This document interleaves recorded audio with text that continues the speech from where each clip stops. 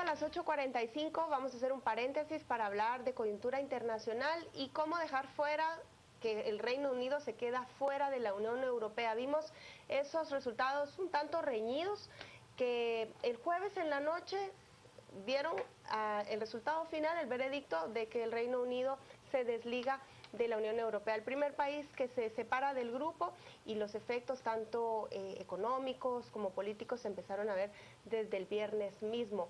Incluso se habla ya de un futuro y cercano referendo en Irlanda que podría tener el mismo resultado, una independencia de los bloques a los que habían pertenecido. ¿Ustedes qué prevén? ¿Ven algún impacto para América Latina, por ejemplo? ¿Ven algún...? La verdad que para América Latina me parece que todavía es difícil establecer si se van a variar las condiciones de exportación de sus productos hacia el Reino Unido y cómo se altera, digamos, países como el de como Guatemala o Centroamérica, que tienen un acuerdo de alcance parcial o un acuerdo de libre comercio con la Unión Europea. ¿Cómo va a variar su relación con Reino Unido? Eso es por una parte importante. Me parece más relevante que ninguna otra cosa el futuro de Escocia y de Irlanda del Norte adentro del Reino Unido, porque son las dos naciones adentro del Reino Unido que votan a favor claramente de la permanencia en la Unión Europea.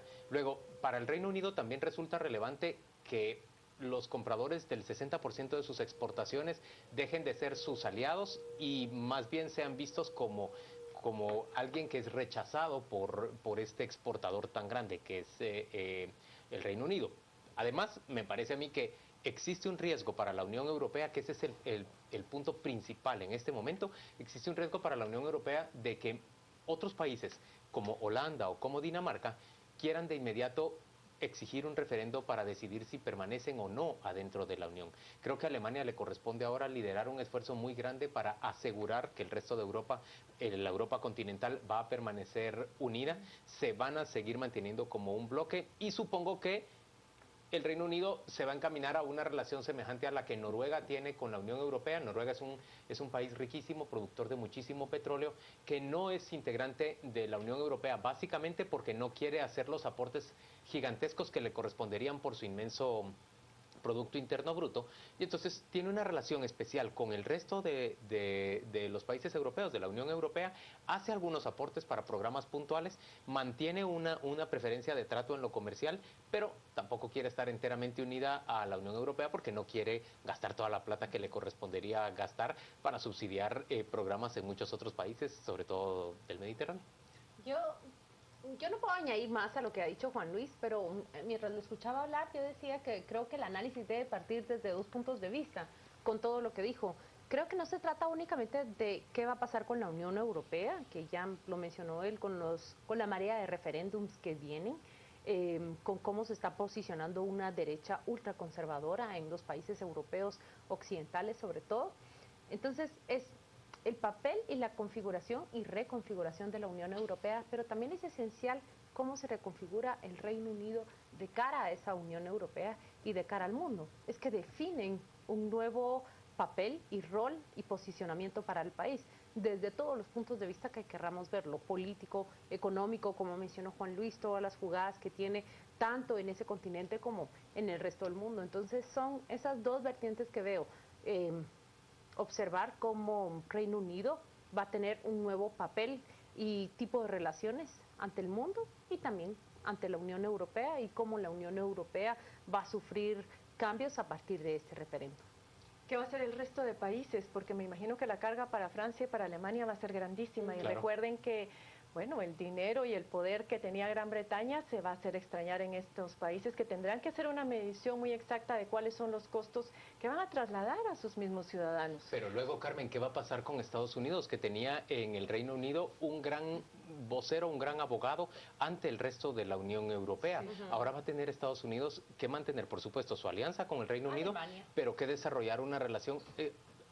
a ver, Alemania, sin ser opuesta a Estados Unidos, digamos que no tiene tanto afecto hacia Estados Unidos, es más autónomo, es más independiente que lo que puede hacer el Reino Unido. Esto complica realmente la situación, marca un cambio muy importante en la configuración del mundo, del primer mundo, tal y como lo conocemos. Pero imagínense ustedes, tener que reconfigurarse primero a sí mismos. Un país que está dividido prácticamente en dos, no va a ser cosa fácil. En dos te digo en términos de cómo quedaron las votaciones, un 48 contra un 51.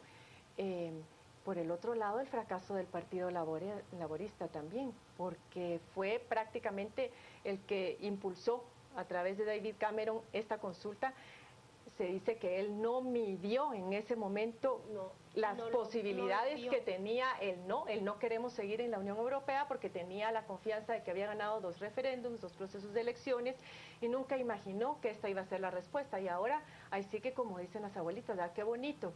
Ahora me lavo las manos, yo me voy en octubre y vean ustedes cómo se las arreglan. Y yo creo que ni siquiera... Es un gran derrotado también, no es como que se va fresco, sino como... No se va fresco, o sea, se va derrotado él y su partido político. Claro, volvamos ahora al continente. ¿Qué piensan ustedes de la firma del acuerdo de paz? El cese al fuego. El cese al fuego, básicamente, entre las FARC de Colombia y el gobierno de Juan Manuel Santos. Se le atrasó un poquito al presidente, pero no se le atrasó tanto. Al final creo que sale bien parado el presidente Santos al adelantar el acuerdo. Ahorita en junio, lo tenía previsto para julio, pero finalmente consiguió consolidarlo ahora, y creo que es la gran victoria de Juan Manuel Santos. Creo que su gestión será, por sobre todo, resaltada por esto, independientemente de sus logros y de sus aciertos. Bueno, la gente ha salido a celebrarlo y la verdad es que un cese al fuego es para celebrar, especialmente en una nación que estuvo 50 años en guerra, donde ni una ni otra parte se derrotaban. Se dieron cuenta cómo es un conflicto que permanece por más de medio siglo y ni una ni la otra parte se pueden coronar como la otra. Por supuesto, ya lo han dicho todos, hace falta mucho por hacer, pero nosotros como guatemaltecos sabemos que ese proceso de reconstrucción, ese camino hacia la paz toma mucho más que los acuerdos que se firman, y que todo lo que se llega a negociar allí, esa reconciliación, ese punto nuevo de partida, debe estar muy bien cuidado, muy bien afinado, tomando especialmente las causas del conflicto en cuenta para construir un nuevo país.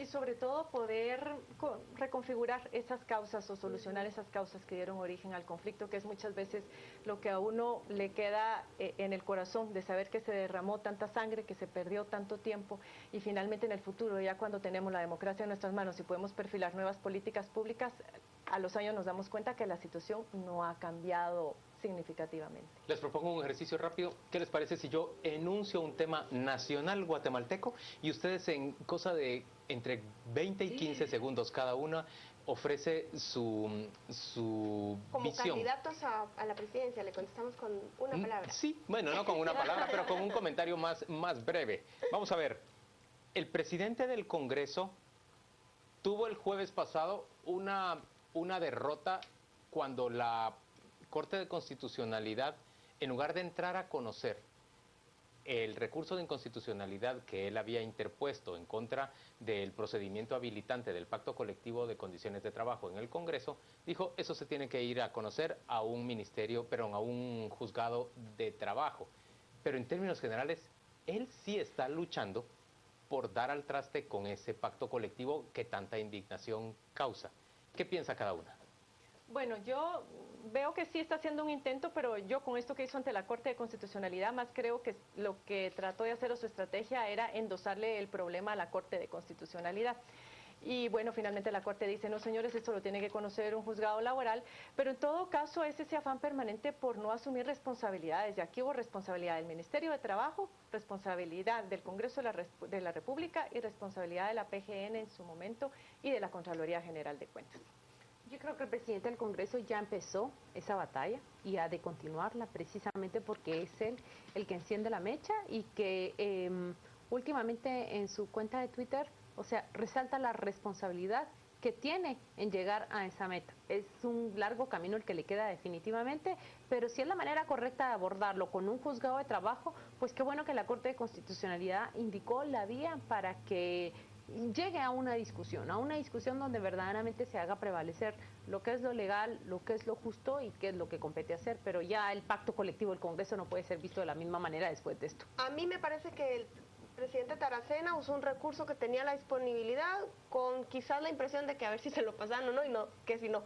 Pero lo que me parece ridículo es lo que está haciendo el grupo de sindicatos del Congreso. Miren, lo denunciaron por violencia psicológica contra la mujer el viernes, las mujeres de uno de los sindicatos.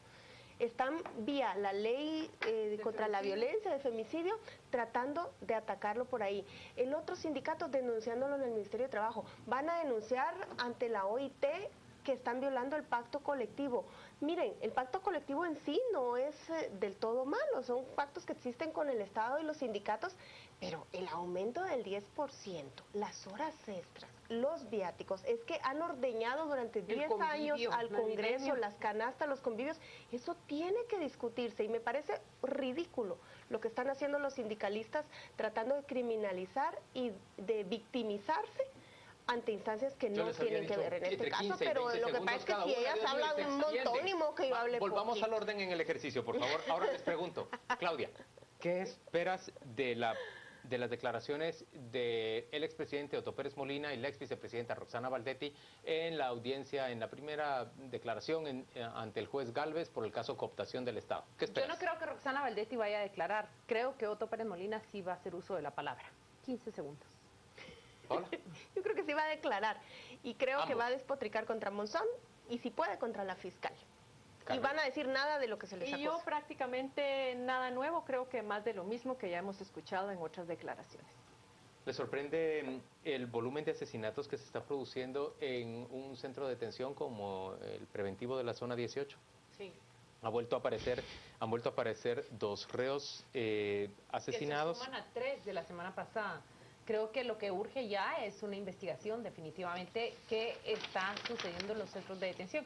Y tenemos enfocado únicamente el preventivo de la zona 18, pero si recontamos lo que ha ocurrido a lo largo del año, es que son varios penales que han terminado con prisioneros que mueren así, de la nada. Que no tenemos la cifra exacta. Claro. Nos enteramos por algunos medios de comunicación, porque a veces ni siquiera son noticias. Y creo que son crímenes que no pueden pasar desapercibidos, especialmente porque son de personas vulnerables, no son libres, se encuentran confinados bajo la responsabilidad del Estado. Me gustaría que viéramos el ejemplo de El Salvador, que lo tenemos tan cercano. Han declarado un estado de emergencia en los penales porque están ingobernables por situaciones muy parecidas a las de acá. Incluso esta semana sacaron a más de 1000 reos de un penal porque dijeron no podemos entrar, no podemos gobernar ahí, entonces los trasladaron de un penal a otro. No estamos muy lejos de llegar a eso, el problema es que no tenemos a dónde llevarlos porque no hay cárceles. Doña Carmen Ortiz, a usted le toca presentar ya a sus nominados a ganador y a perdedor de la semana. Muy bien.